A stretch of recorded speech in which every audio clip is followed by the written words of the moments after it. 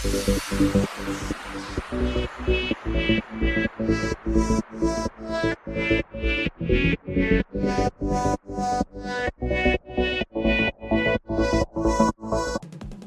बघू शकता मी बाजारामध्ये गेले होते ते बांगडे घेऊन आले मी. एकदम ताजे फ्रेश बांगडे आहेत हे. तर साफ कसं करायचं तेव्हा काय अशा मुंड्या काढून घ्यायच्या सर्वात पहिलं.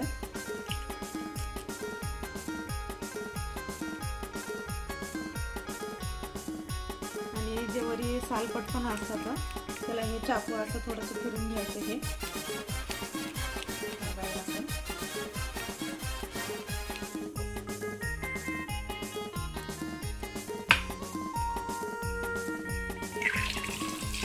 असं स्वच्छ हे धुवून घ्यायचं बघा असं. तुम्ही आता ते सर्व मच्छ्यांनी असं धुवून घेते. बघू शकता सर्व मच्छ्यांनी असं हे स्वच्छ धुवून घेतलेले आहे. तर आता ह्याला मच्छीला मीठ लावून घेते. तर बघा असं मीठ लावायचं आहे. तर सर्वीकडे लागतं मच्छीला हे असं मीठ लावून झालेलं आहे. आता हळद,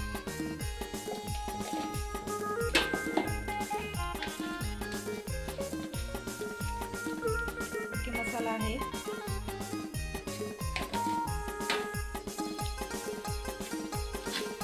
त्याला पण असं छान मिक्स करून घेते.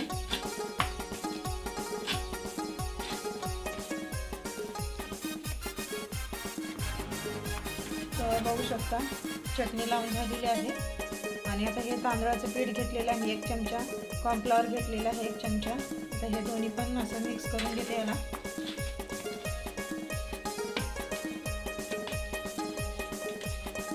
बघू शकतो हे सर्व आता मिक्स करून ठेवलेलं आहे मी. तर मुरत ह्याला 15 मिनिटं ठेवते. तर इकडं पॅन ठेवलेला आहे. तेल गरम होण्यासाठी ठेवलं होतं मी. तर हे लसणाच्या बघा असं चेचून घेतलेलं आहे. हे घालायचं तर मस्त एकदम भारी वास येतो मच्छीमध्ये.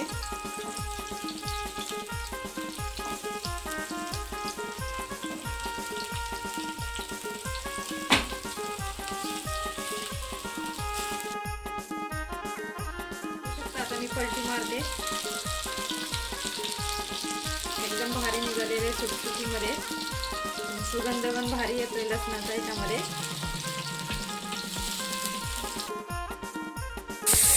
तर बघू शकता दोन्ही साईडने मच्छी फ्राय बनून तयार आहे. तर मी आता गॅस बंद करून मच्छी काढून घेते.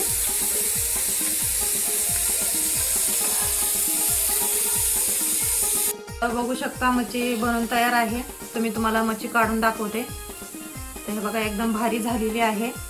कुरकुरीत एकदम चांगली चविष्ट झालेली आहे मच्छी. तर तुम्ही पण असंच बनवून बघा. आणि भेटूया पुढच्या रेसिपीमध्ये.